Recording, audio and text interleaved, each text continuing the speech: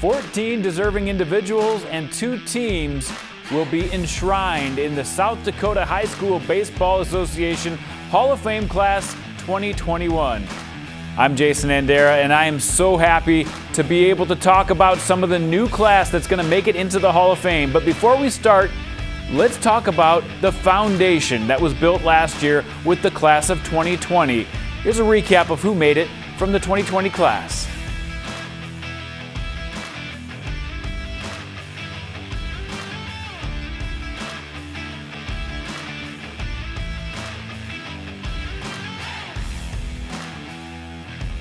And here are the newest members of the South Dakota High School Baseball Association Hall of Fame class of 2021.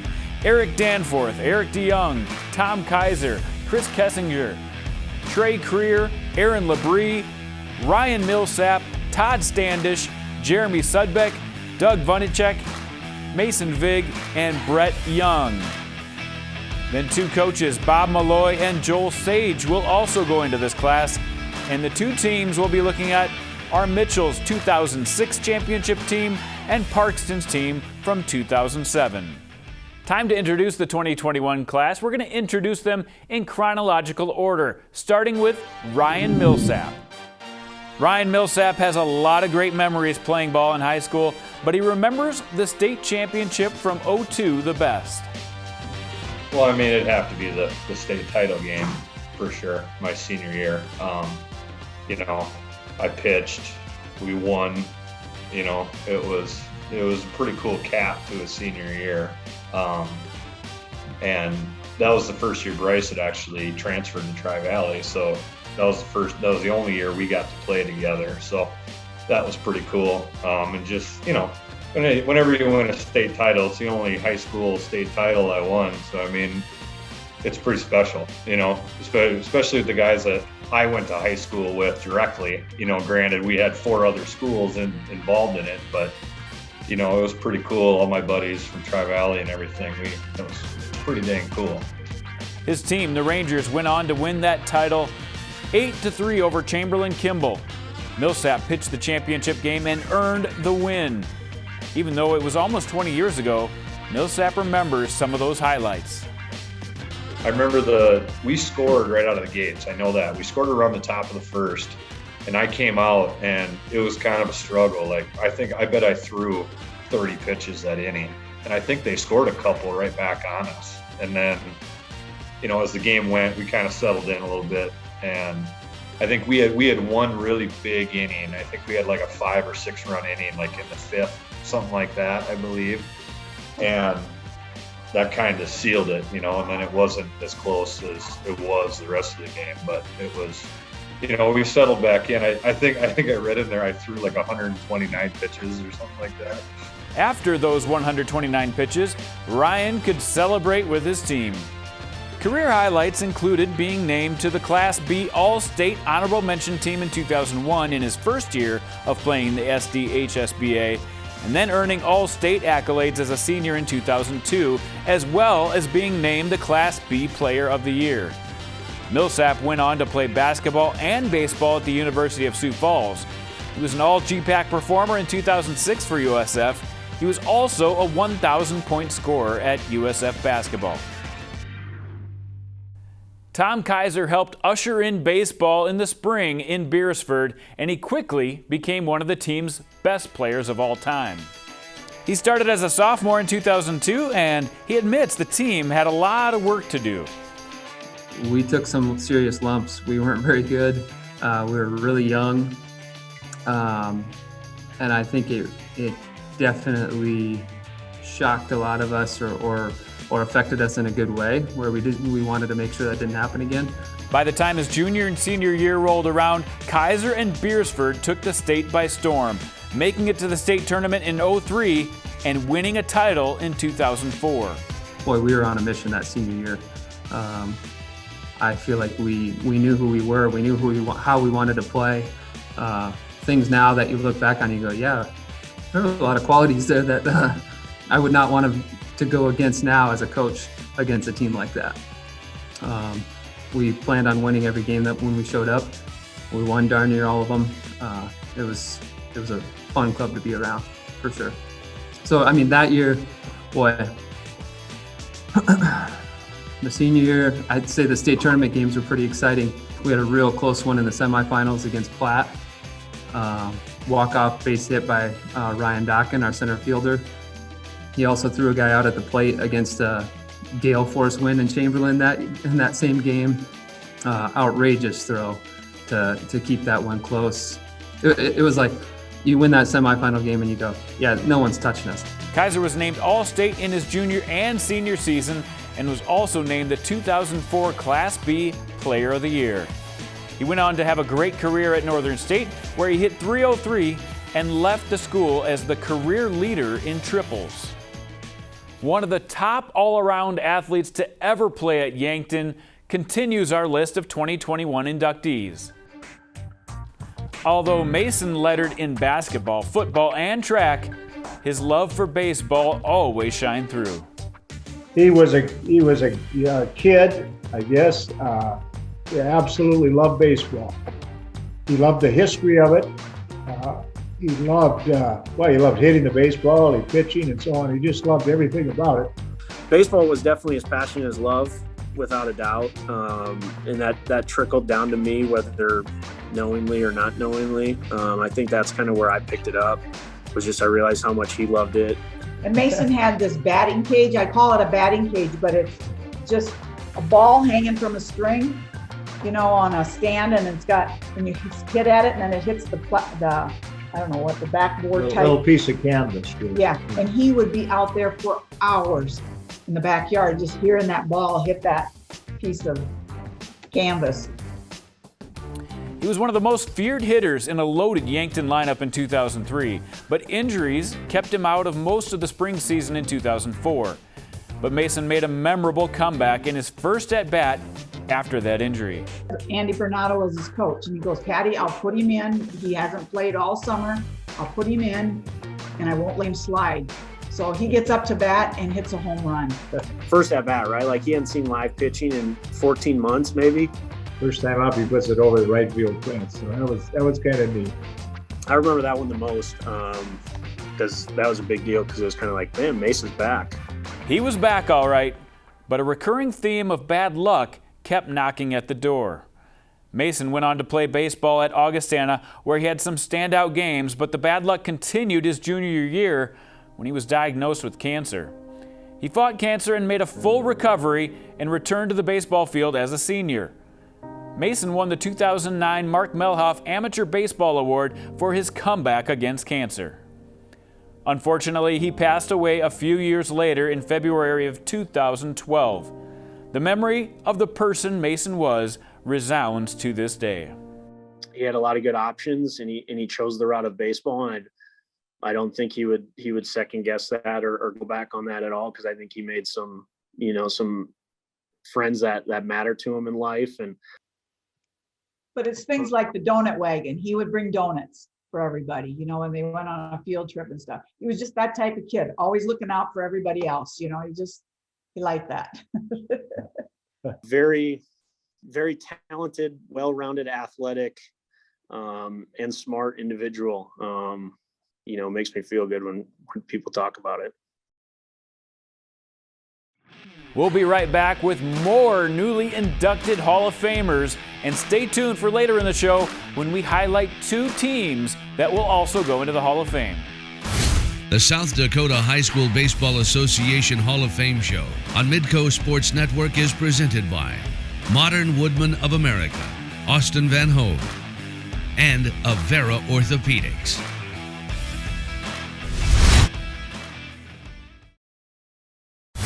The South Dakota High School Baseball Association Hall of Fame show on Midco Sports Network is presented by Modern Woodman of America, Austin Van Hove, and Avera Orthopedics. Welcome back to the South Dakota High School Baseball Association Hall of Fame show. I'm Jason Andera. Chris was named to the All-State team in 2005. It's really cool just to be acknowledged for all the hard work, even in high school, you're putting in. You start playing baseball when you're 5, 6, and it's a lot of hard work over the years, and it's good to be recognized, for something like that. My dad and my grandpa Kenny and my older brother Ryan. I learned a lot, especially from my dad and my grandpa. My grandpa, I mean, our family has always been a big baseball family. So at a very young age, it was just instilled in us, we're going to be ball players. So his success in the last 2 years of high school got him recognized as a college prospect. He decided to start at a junior college to expand his recruiting. He went on to play at Muscatine Community College and the University of Nebraska-Omaha, where he finished 5th in the Mid-American Intercollegiate Athletics Association in ERA and tied for 3rd in wins. He continued his career professionally after getting drafted by the Seattle Mariners in the 37th round. Chris remembers a cool encounter his first time with the Mariners. First spring training, I go, and I was one of the first guys there, and I was getting my physical in the training room, just a small little room with like 5 guys in there. And Ken Griffey Jr. walks in the door. He had just shown up to spring training too. He walked in, and I'm just sitting there starstruck. Like, holy cow, there he is. My life's complete now. And apparently the guy giving me the physical was his longtime doctor, with the Mariners. So he's like, Doc, I'm hurting everywhere. I need attention here. And he looked at me and he's like, "How about you, kid? You feel good, right?" I'm like, "I feel fine." And sitting there just starstruck, couldn't say anything, Trey Krier was one of the top hurlers in his era in high school baseball. Trey found the most success in baseball of all the sports he competed in. He pitched them all the way to the state tournament. He reflects on a fun time in his life. When I think about the most memorable things, and like I've already said, most memorable things I have from the experiences that I had in athletics and baseball in particular is the people that I got to meet and the people that I got to be involved with. And those people impacted who I am today, just as much as an athlete as I am a person. So after high school, Trey went on to an outstanding career with Mount Marty College, where he was inducted to their Hall of Fame in 2017. He helped the Lancers win their first outright GPAC championship and was among the national leaders in 5 different statistical categories. Trey now is into coaching and wants to give back what he got out of baseball. And I'm looking at this the other direction now as a coach, looking back on my own personal experience and just trying to keep that in mind, that the success that you have in a sport, whether it's baseball, basketball, whatever, the experiences that you have 20 years down the road aren't the things. The wins and losses aren't the things that you remember. It's the people you were with, the coaches that you got to learn from, the teammates that you had, the hotel rooms, the long practices, the after the game stuff, the before the game stuff. Those are the things that are valuable, and just trying to recreate that for our kids in whatever sport that we're doing for my own kids as they're starting to get older here now and getting into baseball. Just trying to keep that in mind, that the important stuff isn't necessarily what the scoreboard says, and that's not the memories that we remember. So let's continue with our list of newly inducted Hall of Famers, going to Erik DeJong from Roosevelt. He was a 2-sport standout in high school, but was named to the All-State team in baseball in 2007 and was an honor roll student for Roosevelt. DeJong's teams qualified for 2 state tournaments in 2006 and 2007. Erik's bat spoke louder than his words, and the players that he played against definitely remember. And DeJong looked like, in my eyes back then, looked like McGuire. So it was just great. It was crazy. And I remember I was watching DeJong play, and he hit one, I think, over that parking lot right there. Yeah. And then I had to pitch against him the next week. I was like, trying to figure out how I can fake an injury or something. Erik appreciated being able to represent Roosevelt every spring. My teammates and I were excited to throw on the Roosevelt colors for a time. Most of the players that participated in the spring season, the school ball season, didn't and still don't do many other sports at the school. So they go to the football games, and we'd go to the basketball games, the volleyball games, and we'd see all our classmates able to represent our school and wear the jersey. And then we were just so happy to do that in the spring. And because, you know, in the summertime, we all went to our Legion programs. We combined with some of our Armin kids, you know, and maybe a Lincoln kid or two. But for the spring, we were Roosevelt, and we were our high school team. That meant a lot to us. And that's something that I try to carry over as a coach now. And being the coach at Roosevelt, I know how these kids feel and how excited they are to finally have their time to represent Roosevelt as a student athlete. He credits coaches and parents for developing him as a person and as a player. You know, on top of having great coaches and instructors of the game, really what it comes down to is everything my parents gave up to ensure that I was able to have a good experience playing baseball. Just the sacrifices they made financially and giving up their time, and I know they're not the only family to do that, but I really appreciate that, and that helps me once again be a coach as well, and just understanding how important it is to work with these parents that really want to have a good experience alongside their kids. I just want to say thanks to my parents for everything they did, and just know how much I appreciate them. DeJong went on to a 4-year baseball career at SDSU, where he hit and pitched for the Jackrabbits and earned academic All-Summit League honors each year. Parkston has a proud tradition of baseball, and it always seems to involve a Sudbeck. Here's a look at Jeremy Sudbeck. Jeremy was a 3-year letter winner for Parkston in both baseball and football. He was named All-State for baseball junior and senior seasons in 2007 and 2008. It was a major piece of Parkston's back-to-back state championships in those same years. The road to those championships was not easy for Sudbeck and his team. Solid, and that was pretty remarkable at that time. You know, Winter Cologne at that point, or it was just maybe just Winter. They were, you know, really good along with, you know, Mount Vernon Stickney. You know, they had Tyson Gowell, they had the Steffen boys. You know, our region was always just jam-packed, and it was just, once you got to state, it was like a little bit of a breather, because you're like, whew, okay, like, we haven't seen this team, you know, 4 or 5 times throughout, you know, spring ball here. Like, this is something new. They're not going to quite know what we all have. So it felt a little bit more relaxed, but still so competitive when it came to those state championship games, because you knew if you ran into one of those teams, you know, the target was on each other's back, and you were going to get the best each day. But the one thing Sudbeck remembers most was the times spent with his friends. There was no stress. There wasn't these early workouts. It was just you and the boys traveling in a crappy minivan to a game, you know, cranking music. It was just kind of a carefree time. So just looking back and just the, you know, camaraderie it made with your teammates, and just how it really brought you closer together. Jeremy went on to play at Iowa Western Community College, where he helped them win the regional championship and the Junior College World Series in 2010.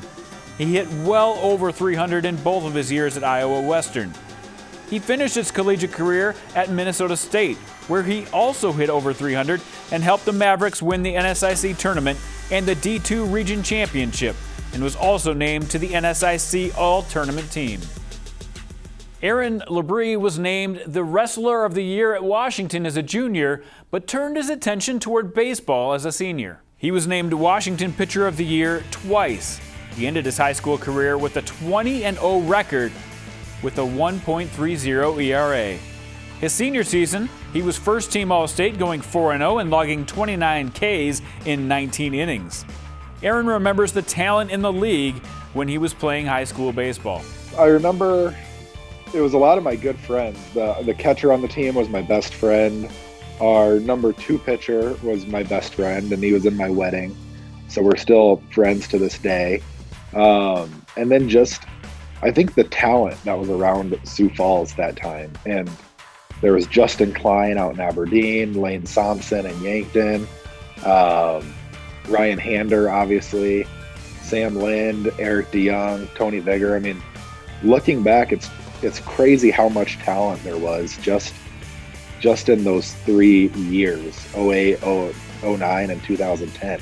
Some of his most memorable games were pitching duels with some outstanding players in his era.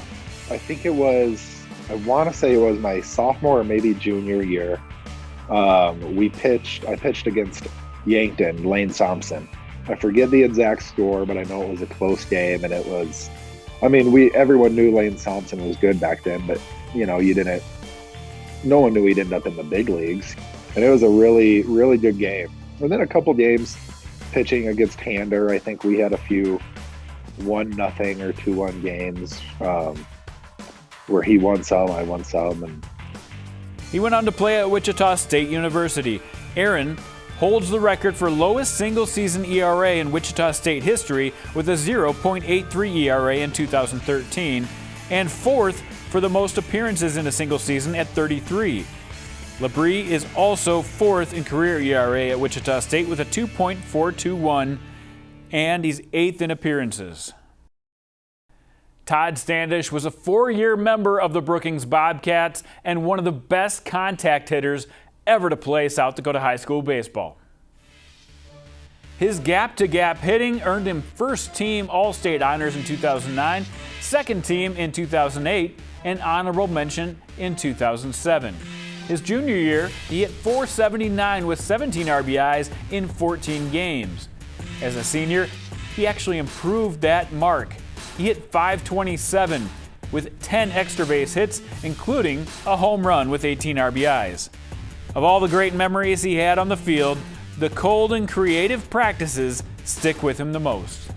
Nowadays, I think we have some nice facilities, but we used to practice in the ice arena, which was actually a holding barn for cows for the Swiftel Center. So we'd have a cage in there, and we'd hit in there on the dirt and take ground balls in there too. And if that wasn't available, it was concrete parking lots, taking ground balls. And those were never fun, especially when it's cold out. Todd went on to play collegiately at Minnesota State in Mankato, where he started every game as a senior and hit .338.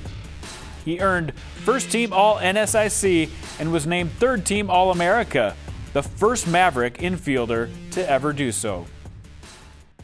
As a freshman, Brett Young got moved up to the varsity team, and he helped spark a championship in 2006. Moved up. I was a freshman that year, and I actually got moved up probably, 4 or 5 games into the season. I was playing on the JV, and I just remember going and watching them one day. I think they were playing Roosevelt, and it was kind of a tough game, I guess, to watch because, Roosevelt was really good that year as well. And, I got moved up, and, then after that, I think things really started clicking. I'm not sure what happened. I was pretty young still. I was just getting used to everything. But, after that, after that game, I think we went on like 36 in a row. At the end of that whole year, we went undefeated. And then that next year, ended up losing to Lane Thompson in 2007 or whatever. But, it was a pretty magical team. Everything was just clicking. And, it's kind of how baseball is. Sometimes things click, sometimes they don't. But we were all on the same page there. So he was named All-State as a junior, hitting .328 and led Class A with 21 RBIs. His senior season, Mitchell won another state title. He pitched a complete game in the semifinals to get Mitchell to the championship game. He was named first-team All-State with a 1.22 ERA and 24 strikeouts in just 23 innings. Brett also excelled in the classroom, compiling a perfect 4.0 grade point average and earning distinction as class valedictorian. He went on to play at South Dakota State University. Erik Danforth of Watertown. He does a nice job of summarizing what spring baseball meant to him. But I remember being a freshman, playing against like a Justin Klein from Aberdeen, and he hit a home run.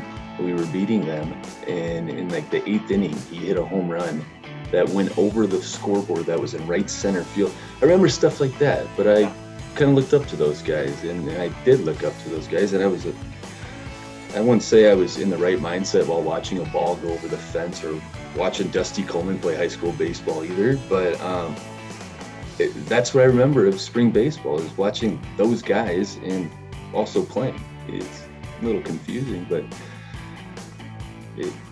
I liked watching people, good people, and I idolized them. I was young, dumb, and still a little dumb, but it was fun. Although he had fun watching other stars in the league, opponents remember watching Erik and how he commanded the mound and slugged the baseball. Erik earned All-Region and All-State honors after a phenomenal senior season. He recorded a 1.23 ERA with 26 strikeouts in just 14 2/3 innings on the mound.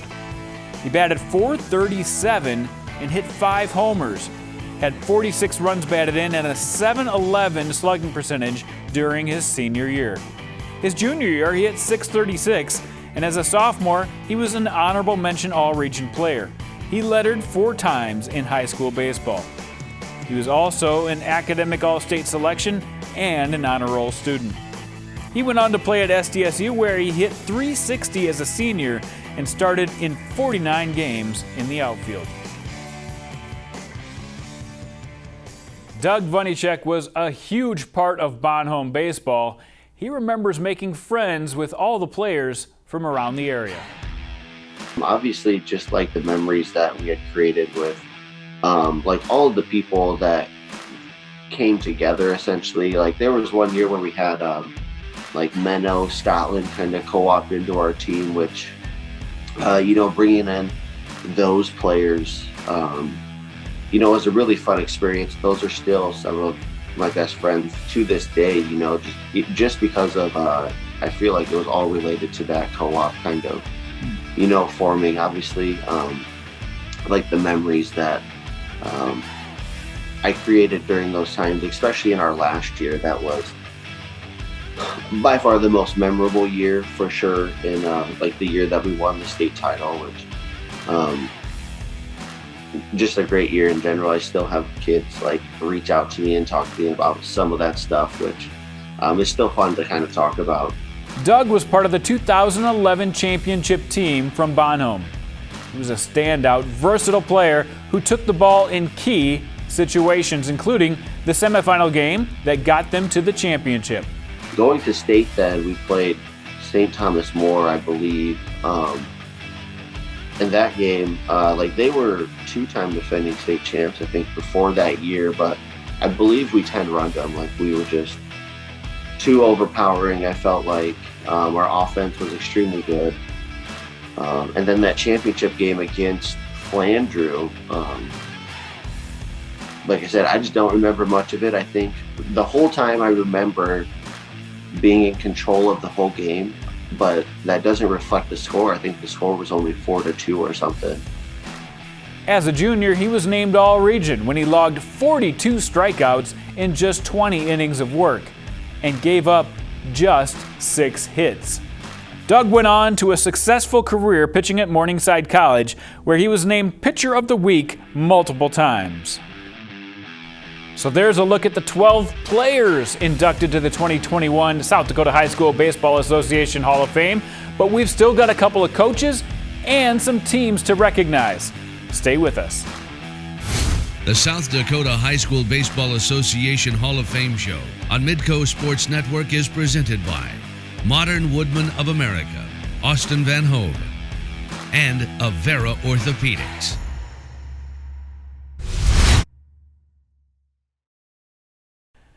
Thanks for watching the South Dakota High School Baseball Association Hall of Fame show. I'm Jason Andera. In case you joined us late, let's recap the list of players inducted to this year's class. And here are the newest members of the South Dakota High School Baseball Association Hall of Fame class of 2021. Erik Danforth, Erik DeJong, Tom Keiser, Chris Kessinger, Trey Krier, Aaron Labrie, Ryan Millsap, Todd Standish, Jeremy Sudbeck, Doug Vanecek, Mason Vig, and Brett Young. Then 2 coaches, Bob Malloy and Joel Sage, will also go into this class. And the 2 teams we'll be looking at are Mitchell's 2006 championship team and Parkston's team from 2007. Now it's time to add 2 prestigious coaches to this list. We'll start with Bob Malloy, a 2-time Coach of the Year and 2-time state champion. Bob helped form the SDHSBA team from Parkston. I was hesitant at first because I'm a track advocate also.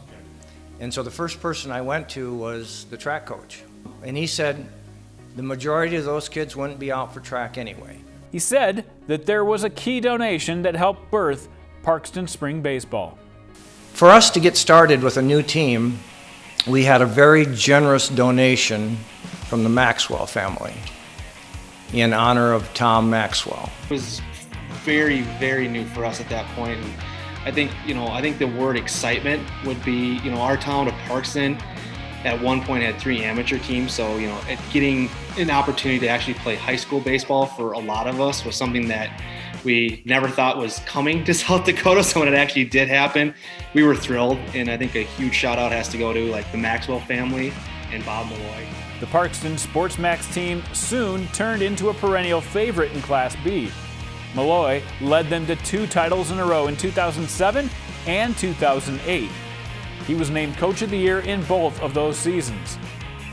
He coached those groups all the way up from when they started playing baseball. But as many fond memories as he has of those titles, it's the relationships that he made that he treasures the most. Between players and the parents and the coaches, that's what means the most to me. This can't happen without a lot of support. And I feel very honored and humbled. I called some of my former players, I think 4 or 5 of them, and I had some neat conversations with them, and one brought tears to my eyes. So I just had some good kids. We're going to talk more about those Parkston championship teams a little later in the show, but let's move on to the second coach who is inducted to the Hall of Fame, Joel Sage. He might be the most accomplished South Dakota High School Baseball Association coach in Class A history. He led 3 different teams to a state championship for Sioux Falls Roosevelt. In 2011, he won his first title as the head coach of Roosevelt. It's always been about the relationships and being a part of the team and leading young men and being a part of the game that we all love. But I suppose the reason that I'm here talking to you is because we were fortunate to win 3 championships. And the first one was in 2011. And what I remember most about that one was after the game, so many former players coming onto the field and, getting a big hug from them and then just having a chance to tell them that, hey, I'm happy for you guys too, because you helped us get to this point. In 2013, he remembers the nerves right before the title game.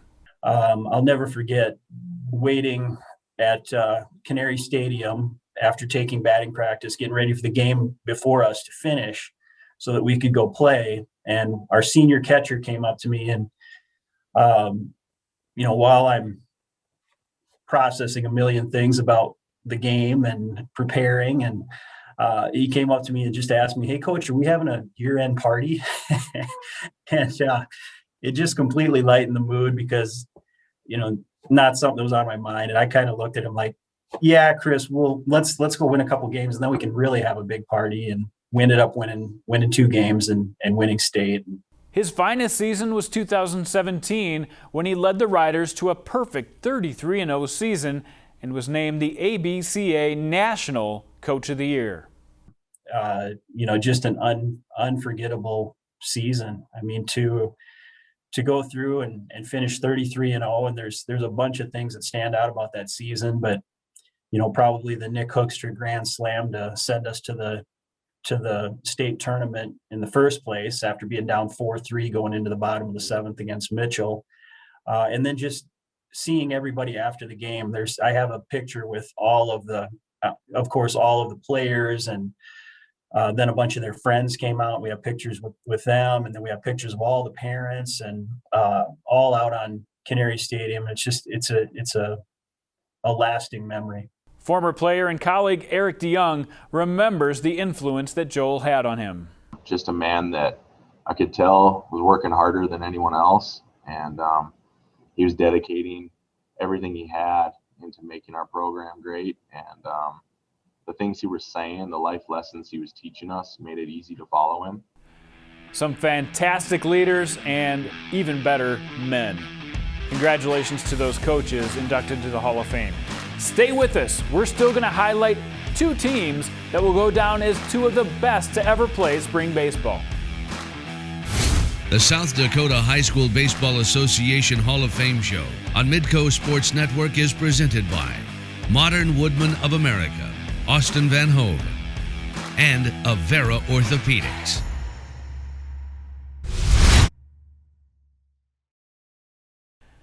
Thanks for watching the South Dakota High School Baseball Association Hall of Fame show. I'm Jason Andera. In case you joined us late, let's recap the list of players inducted to this year's class. Whenever you win a state title, it's the only high school state title I won. So, I mean, it's pretty special. It was like you win that semifinal game and you go, yeah, no one's touching us. He absolutely loved baseball. He loved the history of it. He loved, he loved hitting the baseball, he pitching and so on. He just loved everything about it. I learned a lot, especially from my dad and my grandpa. At a very young age, it was just instilled in us. We're gonna be ball players.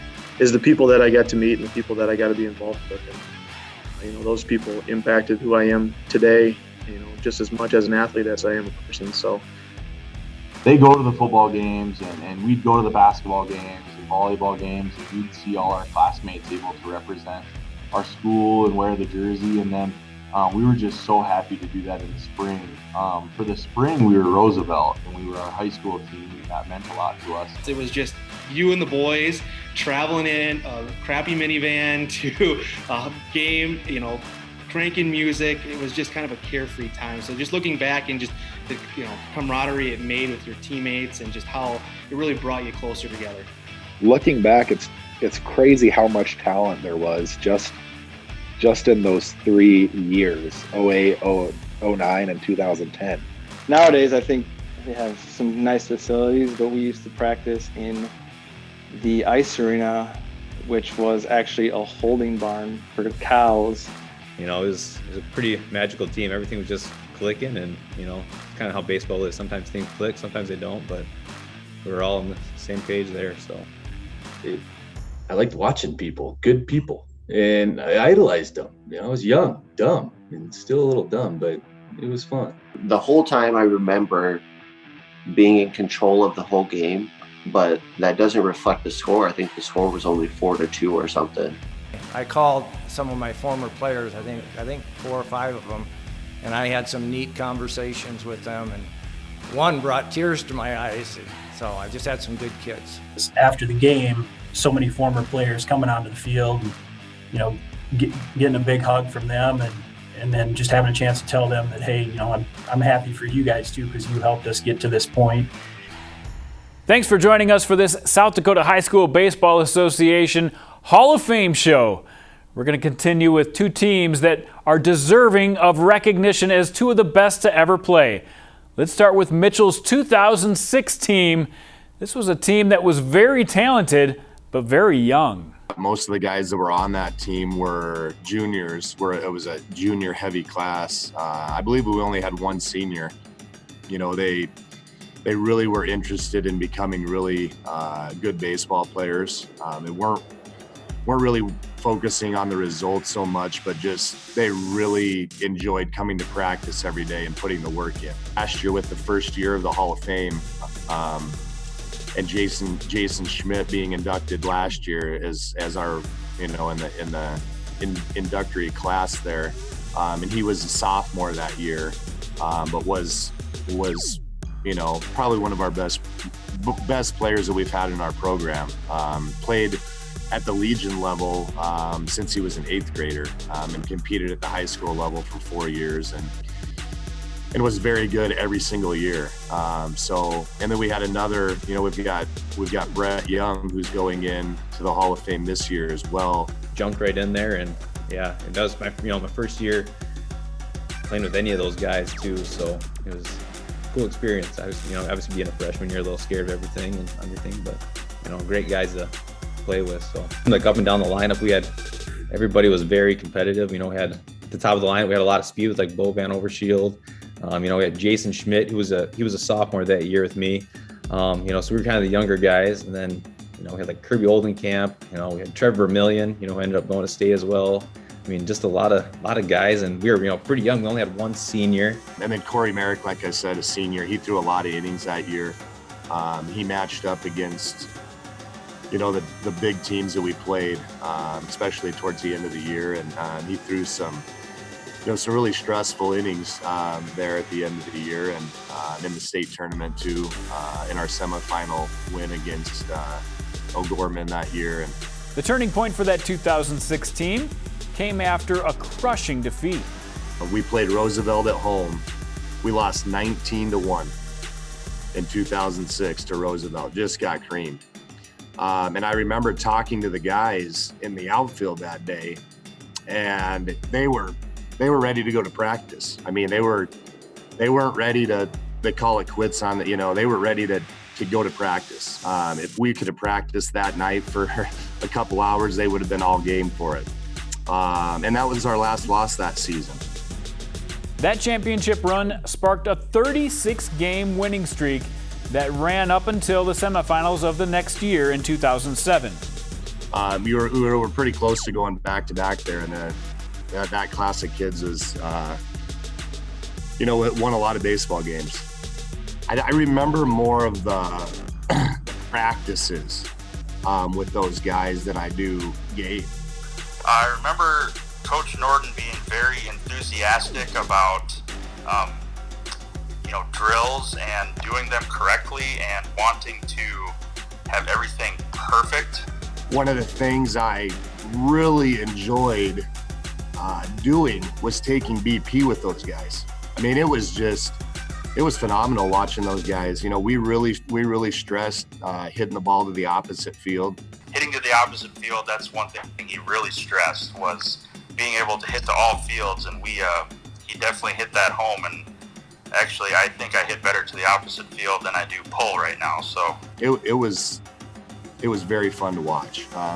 And I normally took my glove out to right field, and those guys tried to make me run all over the place and shag balls, and they took BP seriously. And then the state championship game, just remembering how we won, with 2 outs and nobody on base. And we really talked a lot about, you don't have to get a hit to get on base. There's other ways to get on base. And we drew 2 walks with 2 outs, and then we won it with a base hit to the opposite field. So, it was a nice fitting ending to sum up everything that we, a lot of the things that we talked about and preached that year. They were a huge foundation to where our program is right now.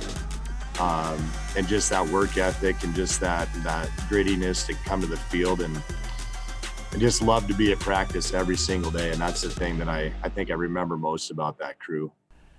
Parkston is a town rich in baseball history, and they added to that legacy in 2007 when they won their first ever state championship. We actually lost our first 2 games of the year. The first game of the year was against, this is a combination now, it was against Stickney, Mount Vernon, Hanson, Ethan. Our second game, I believe, we played Yankton, and we lost to them. I don't know, about mid-season we played Mitchell and we lost to them. So I always tried to get Yankton, Mitchell, and we actually beat Brandon Valley that year. And so we ended up 15-3. The keys to that championship team were a great pitching core and excellent team speed. And we had pitching. Pitching is huge in the game of baseball. And I don't know, I can't really rank them because they were all pretty equal. Brady Noltz, who went on to star at USF as a pitcher. My son Matt, David Maxwell, Jeremy Sudbeck pitched. Trevor Frudenthal pitched. I think even Spencer, his brother Spencer Frudenthal, also pitched some. So we had a good pitching core. My top 3 guys in the lineup were all fast runners, and even all the way down through had pretty good team speed. My son Matt was my leadoff hitter, and he played shortstop or pitched. My second batter was Jeff Harris, just a phenomenal baseball player. He also starred at USF. Now, Trevor Frudenthal played outfield for me, usually center field, batted third. My fourth hitter was Jeremy Sudbeck, who's my catcher. Batting fifth, Brady Noltz. He would play shortstop when my son was pitching, and then we'd switch around there. Batting 6th, David Maxwell. David was my closer as a pitcher and played first base when he wasn't pitching. Batting 7th would be Kyle Bamer, played right field for me, or left. Batting 8th would have been Spencer Frudenthal. He played third base for me. And batting 9th, Dylan Muck, also on the outfield. My coaches, I want to mention my coaches. The late Bruce Maxwell, David's father, coached with me all those early seasons. Tony Kinnenberg, Barry Barrett,